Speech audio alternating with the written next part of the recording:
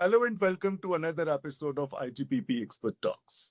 We are seeing a series of protests by youth in Delhi, which ironically started in the digital realm. Today, we would discuss to contextualize these protests from a tech policy perspective.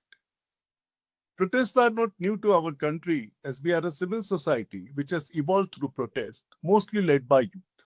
What differs this time is the series of changes happening in our economy because of the unprecedented velocity of changes in technology. No one is clearly understanding its speed, direction, and hence the impact. Everyone, common citizens, youth, parents, teachers, policymakers, and industry leaders themselves are unable to comprehend this and do not have any clarity of where it is going and what is going to happen. Amongst all the commentary and explanations of this protest, what everyone is missing is the fact that as an economy, as a country, and as a society, we are not just more connected with world systems, but our dependence on developments or changes in technology has increased beyond our imagination. In tech policy ecosystem surrounding us, almost all of us are seeing these protests as political protests. But it appears that they are more systemic, arising out of policies we have been pursuing without being able to comprehend and navigating without clarity. Browsing LinkedIn this morning, today on 22nd July 2026, I came across this post by Rohit Kumar highlighting this aspect, and I thought it's the right point to start this discussion about the impact of tech policy we could bear as a society. Rohit Kumar is a co-founder of the Quantum Hub and YLAC with over 2 decades experience in tech policy and public engagement. Welcome, Rohit, to the Thank you. IGPP Expert Talks. And thank you so much, not just for taking time out for the discussion, but also to point in a direction to understand technology and its impact on society. Thank you so Thank much. Uh, Let me begin by requesting you to explain what you have written in your post. And I quote, if we fail to prepare them, young people, in time, the gap between aspirations and opportunities is likely to widen, deepening the anxieties we are already seeing. This isn't just an education or labor market issue. It is a AI policy issue. you. Unquote. Please explain, Rohit, how do we consider this more as an AI policy issue and what should be our approach as a society and country? Yeah. No, thank you so much for having me. Let me just sort of put a little bit of context to why I had written it. So I've been observing the protests. I think all of us have also, been there in solidarity. And one thing that struck me today while reading the paper today, that HT had done this data series on, what is the perception of employment and the positivity that the youth have about the employment scenario within the country and how it has changed over time. And the data was suggesting that the perception is worsening. And so what the report was trying to sort of hint at is that while obviously the current protest is about a specific issue, it is about a specific paper leak and the stuff that happened around it.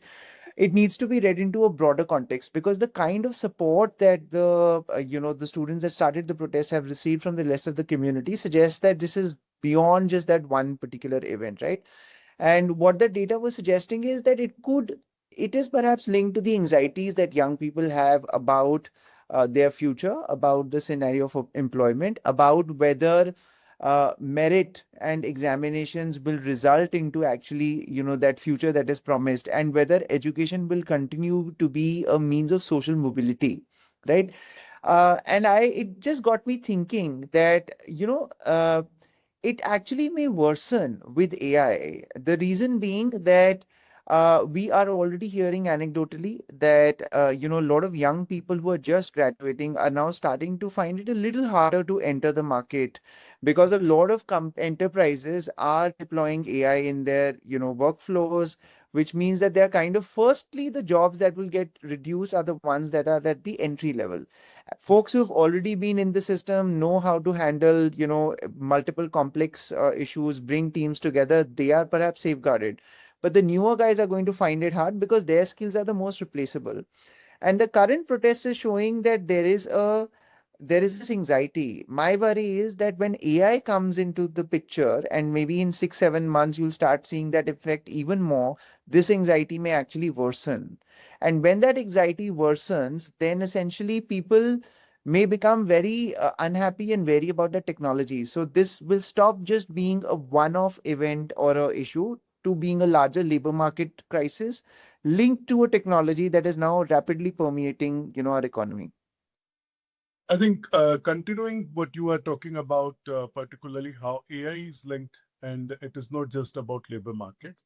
I want to come to another part of your quote, and looking at the present situation from the perspective of technology, particularly AI and labor markets, you have put together, and I quote again, as artificial intelligence reshapes labor markets, the skills needed to succeed are evolving rapidly, but our education and skilling system are struggling to keep pace with.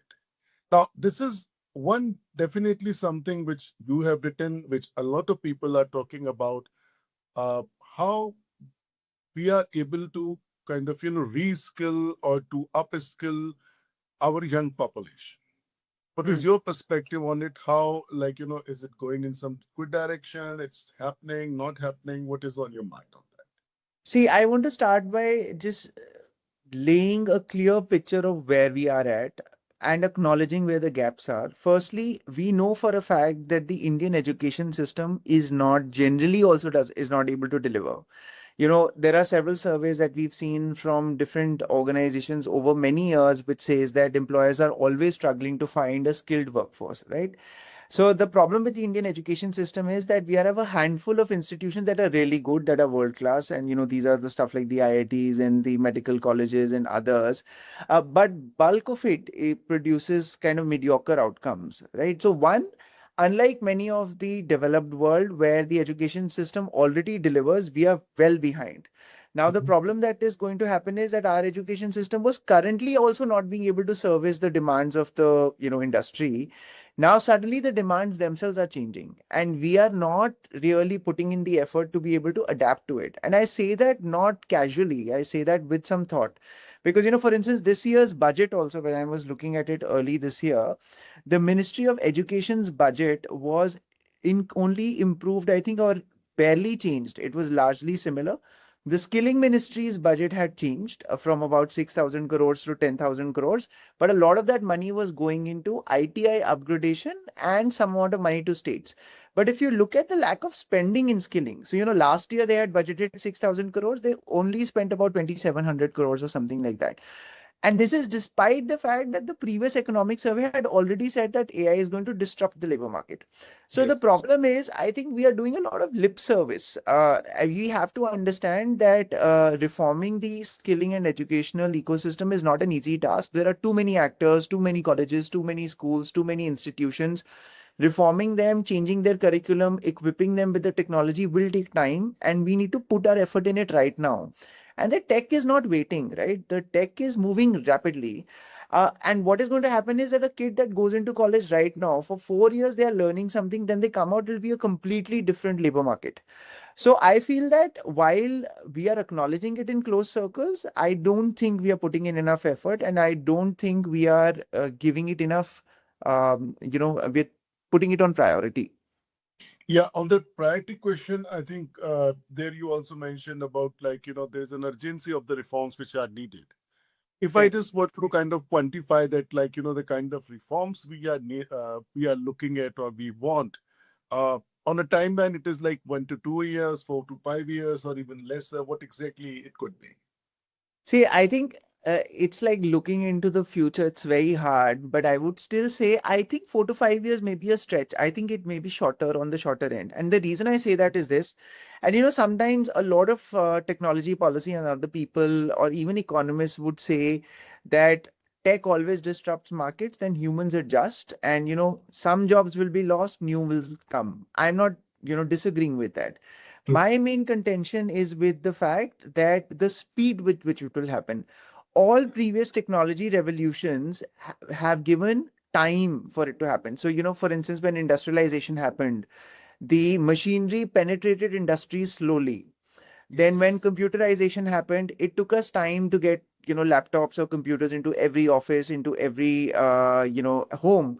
But with AI, it has already reached everyone's mobiles instantly and everyone's laptops and devices instantly. The speed has been lost. And since the time, for instance, GPT was first launched, and, to now, all of us know how good they have become. I am actually surprised at the amount of intellectual work that you can do. It's almost like a thought partner, right? And sometimes you also get shocked at the kind of output that you get. So my point is that tech is moving really fast, and in capitalism generally, the tech is out of the bag, the cat is out of the bag, you can't do anything, it is going to Yeah. move very fast. If we don't move fast, I think we will not have time to adjust, and that is what causes friction. And my guess would be it is going to be on the smaller end, shorter end of the timeline that you projected than on the longer end. No, I agree. And I just want to, like you mentioned about the economic survey, and I want to bring something from there. In the economic survey 24-25, which is the last one from the present one, Right. published by Government of India, and I was going through it in chapter 13.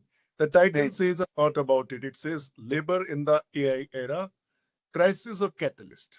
And it Right. mentions there that expectations point towards a trend where AI begins outperforming humans with critical decision making processes in areas like healthcare, criminal justice, education, business, and financial services, among others. Adding to the uncertainties of tomorrow, as you have just pointed out, is the fact that the speed of research and development is outpacing the regulatory and ethical frameworks needed to manage its risk. Mm. As someone delving into regulation and frameworks around technology, which direction do you think we are heading to as a regulating society? If you look at it, Yeah, I mean, the government had anyways taken a position that, at least until a few months ago, that they don't want to regulate AI prematurely because they don't want to compromise innovation. But they're also recognizing that there are harms that are coming in. So, we may see some kind of AI regulation sooner than later.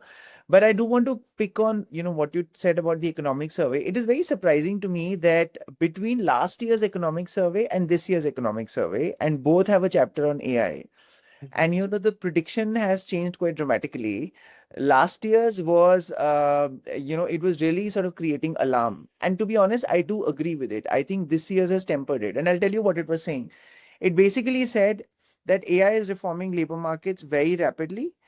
Think back to industrialization. When industrialization happened, suddenly there was a group of people that could benefit, the industrialists and the capitalists, and there was a group that couldn't. When that rapidly the change happened, it created a class of people that were left behind and a class of people that were able to benefit, and it led to class conflict and everything that happened since then, the rise of communism, Marx, and all of that, is a bellwether to what could happen. And it literally said that the worry is that if AI creates haves and have nots, people who are equipped to benefit from the technology and people who've not figured out a way to wrap their head around it, it will actually create class conflict. There is actual violence or problems that could happen in society, and this protest that we are seeing right now may be just a small manifestation of what may come. And it yeah, actually said that we need what are called shepherding institutions, is a term that economic survey used, to move society's systems from one to be, so that people can adapt, diffusion of AI can happen, more people can benefit from it. This year's economic survey, however, backtracked a little bit and said early evidence is suggesting that we don't have to be as alarmed as the previous one. I would disagree. I think there is a need. It is always better in policy to be more careful than to just let things roll. I think it will serve us well if we are more prepared than less prepared. And I'd rather that we have shepherding institutions now to fix our system before it is too late. I think that's an interesting point in terms of shepherding institutions or our say, shepherds who are taking us as society to different direction. And parliament is one thing which is our shepherd as Right. societies. Uh, as IGPP, we did a survey, the first ever survey of the Indian Parliament. Would parliamentarians think of AI? in 2023, and we found that 54% of parliamentarians expressed concerns about AI induced job displacement. Hmm. And that is something which is a very, very uh, unclear thing because nobody can really predict it. I just want to ask you, is that a wrong question, or should the real question be whether our institutions, education systems, labor policies are prepared for AI-driven future? It's a it's a okay question to start with because that's what you need to understand. I think, and it's a fair fear that a lot of people have. And I don't think the fear is necessarily that there will be no jobs. I'm sure new industries will get created, as happens with any technology. The question is that I'll need to relearn skills to be able to sort of get a job in that new industry. I think it's a reasonable question to start with, but I worry that we are just stopping there. We have to ask the next question: what now? And how do we fix it with urgency? We also have to realize that as a federal construct, where there are states at different levels of, some have really good educational systems, other don't. It is going to get time because you have to take it down to every school and every college. It's not something that you can run centrally. So the moment and therefore, I was a little disappointed in this year's budget because I was hoping that it would go well beyond. I think the government is already trying to go well beyond and now trying to, invest in startups and invest in R&D. But this part of fixing the education system is being left. And comparisons with developed world doesn't work because unka education system works much better than ours already, and they are more agile. So I feel that it's going to be harder for us to adjust. So I think that's a very important point because for decades the education is seen as the pathway to social mobility and the Right. new form of democracy. What in last 100 years we have done, education is the only social leveler. If AI changes the value of degrees and automates entry-level cognitive jobs, it is redefining the relationship between education, employment, and opportunity. Hmm. As as AI transforms the nature of work, who should bear the responsibility for preparing the workforce? The government, the industry, or individuals? Or should it be my personal responsibility? See, the industry does it and will do it only to the extent that it needs it. Its incentive is aligned with the kind of business that it has. It is unfair to expect the industry to bear the responsibility of training the rest of the population. Usually, the causality, the way it works is that if you have a skilled population, more industry will come, kind of set it up and do that. It cannot be the industry's responsibility to upskill, and especially when education has such a positive spillover in society. There is also a market failure in education per se, right? Because there's a positive spillover in market in the society. So therefore, it has the government to do it, and you cannot just make it an individual responsibility because then inequality in personal circumstances will manifest into inequality in economic outcomes, and that defeats that social mobility argument that we kind of began with. So I agree with that. That the whole social mobility question is definitely something which we as a society have been putting our trust into. Right. Now, and you have also pointed it out that if AI comes to be seen as reducing opportunities rather than creating them, public trust in the technology will inevitably suffer, making adoption more politically and socially contested. Right. Now, do you think the trust of public or public trust in AI is substantial, or it is getting little weight? No, I think see a lot of public does see a lot of promise in the technology, especially for instance, from a medicine point of view. I know for a fact that a lot of people who have been going through personal circumstances. In fact, a lot of personal family members have found medical issues because they had this tool that they could use, and that is just one example. There have been a lot of productivity increases. Also, people are able to do things that they were not able to do previously. AI can also help you think better as a companion. So I think the technology is definitely seen as a lot of promise right now. But when that same technology is seen as something that is responsible for you not being able to get into the market and make a living, it will become a contested kind of space. Then eventually, this is what happens, right? That eventually people will start, if people, there is unemployment. And even in this protest, I think I was listening to something that Yogendra Yadav was saying.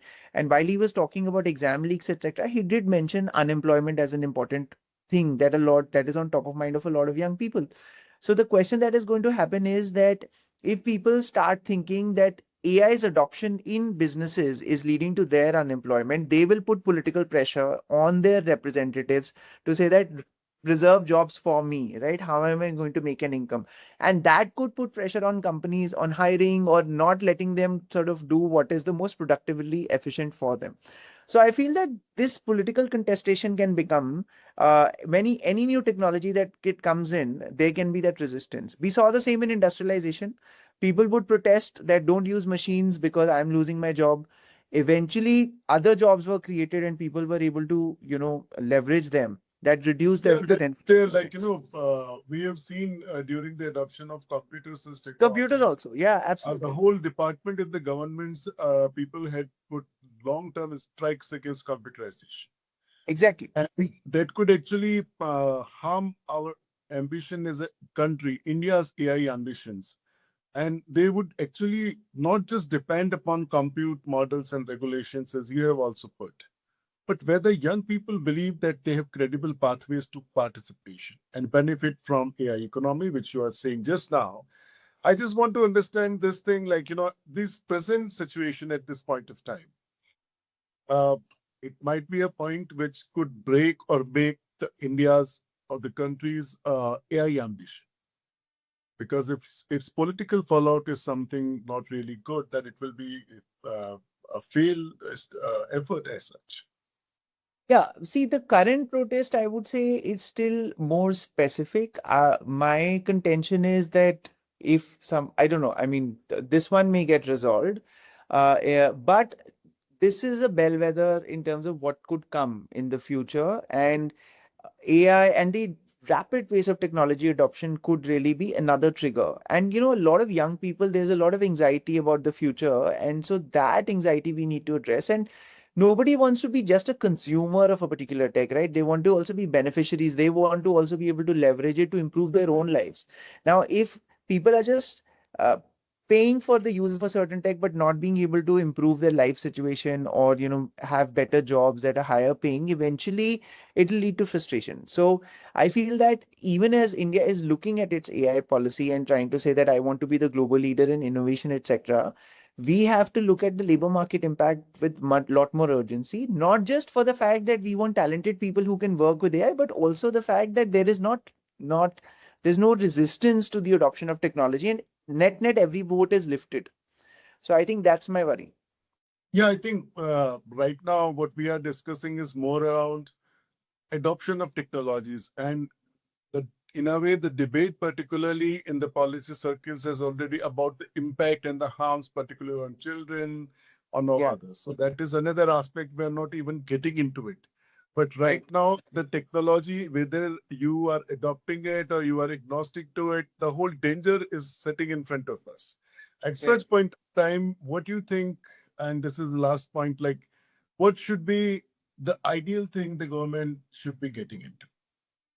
I think there is a very strong need to do a mapping of what jobs are likely to get obsolete and what jobs are likely to come up. What are the anxieties that young people have with regard to their futures and careers?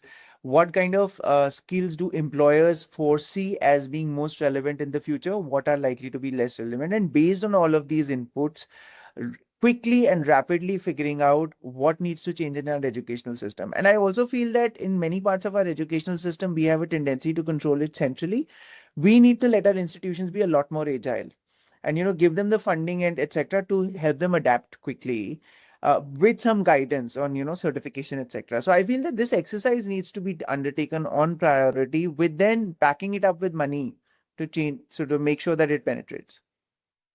Do you think anything happening even to the direction in the government of India or I the think state it's level? definitely starting to do it. There are conversations that are happening, and obviously, all the boards, and the technical councils, etc., are starting to look at their curriculums.